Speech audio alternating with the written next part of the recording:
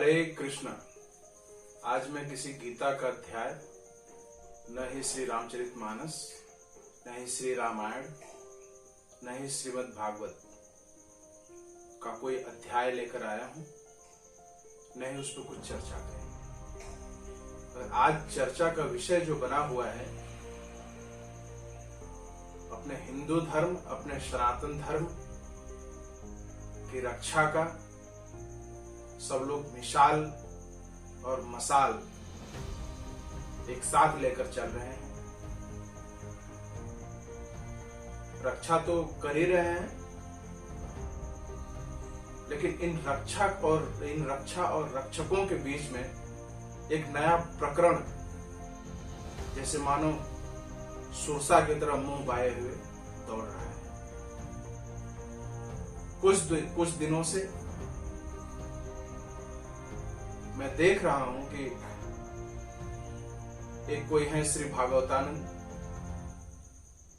और एक अयोध्या के श्री जगत गुरु हैं रामभद्राचार्य।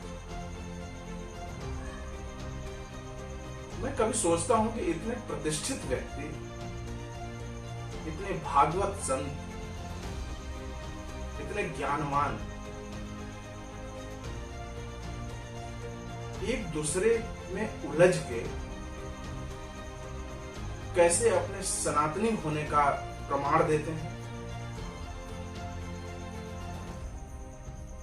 भागवतानंद ने कुछ और कह दिया, निग्रहाचार्य के ऊपर कोई चर्चा हो रही है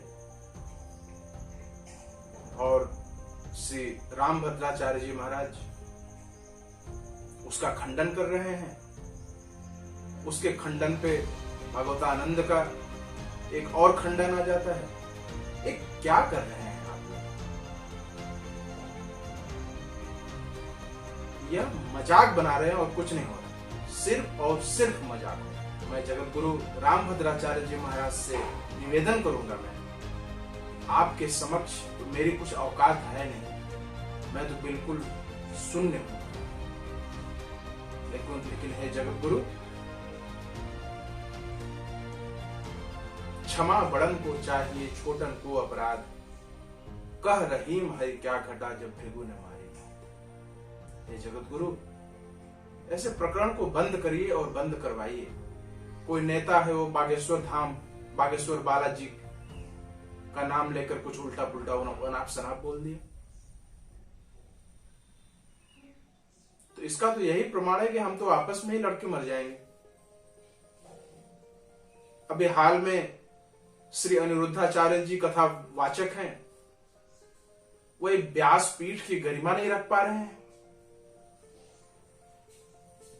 अनिरुद्धाचार्य जी, आप बहुत अच्छा बोलते हैं, आपकी कथाओं में बहुत रस होता है, आपके फॉलोअर्स भी बहुत हैं, लेकिन कम से कम व्यास पीठ की मर्यादा का तो पालन करिए।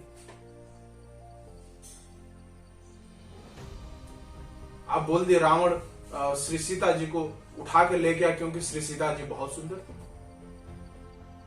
ये क्या तर्क हुआ? और बाद में आप सफाई देते हैं कि मेरे वीडियो के क्लिप को काट के वायरल कर दिया गया। अरे आप बोले ही क्यों?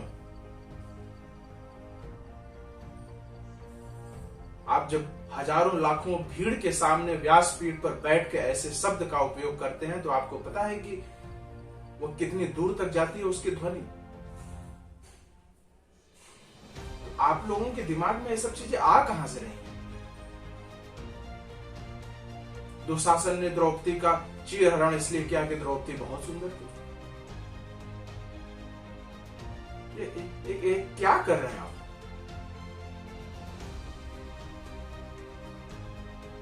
ये सब नहीं होना चाहिए।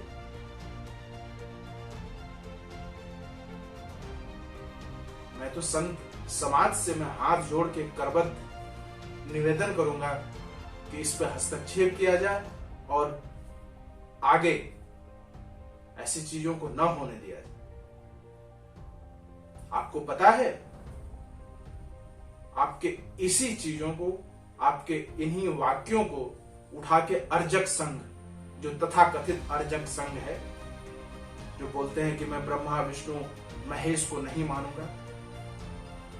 अपनी 22 प्रतिज्ञा लेकर चल रहे हैं वो गधे।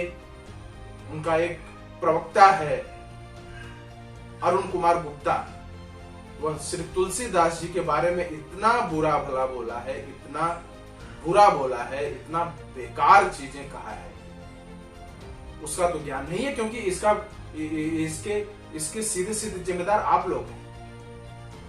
जब आप श्री अनिरुद्धाचार्य जी कह सकते हैं कि सीता जी बहुत सुंदर थी इसलिए रावण उठा के ले गया, तो वह अर्जक वाले क्यों नहीं कहेंगे?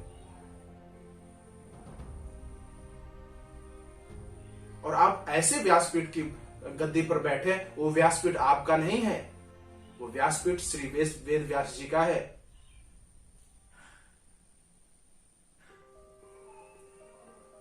आपसे मैं यही प्रार्थना करूंगा कि ऐसी चीजों को आप ना होने दें। आपके बहुत सारे फॉलोअर्स हैं। मथुरा वृंदावन के संत सम्मेलन में आप बोल दिए श्रीमद् भागवत में राधा का नाम है, आपको वहीं डांट पड़ गई, लेकिन आप सुधरने वाले तो है नहीं। और हम आपको सुधारने के लिए नहीं आए हैं श्री अनिरुद्धाचार्य जी। आप ज्ञानी हैं, आप संत हैं, आप परम भागवत हैं, आपको बहुत चाहने वाले हैं।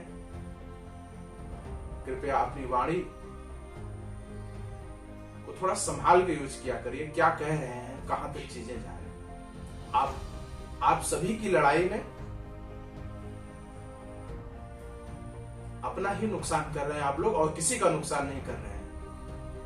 अब मैं अर्जक संघ वालों पे बोलता हूं, मिस्टर गुप्ता, रामायण श्री रामचरितमानस को आप काल्पनिक मानते हैं? 22 प्रतिज्ञा लेकर चल रहे हैं, अंबेडकर जी के पद चिन्हों पे चल रहे हैं। आजकल जय अर्जक करके घूमते हैं आप लोग।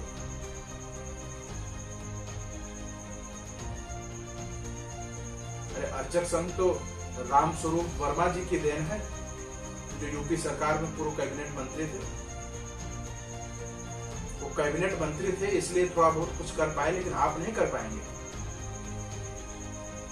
हम भी समस्त धर्म श्री भीमराव अंबेडकर जी को मानने वाला है। सब मानते हैं, इस देश के संविधान को मानते हैं। हम कभी बुराई नहीं करते कि अंबेडकर जी कैसे थे, बुद्ध जी कैसे थे। अरे कहते हो कि पंडित जी आशीर्वाद देते हैं, हरिजन आशीर्वाद लेते हैं, तो पंडित जी का तो भला हो जाता है। जो आशीर्वाद लिया वो वहीं का वहीं रह गया। आपके वीडियो में मैंने सुना था। अरुण कुमार गुप्ता,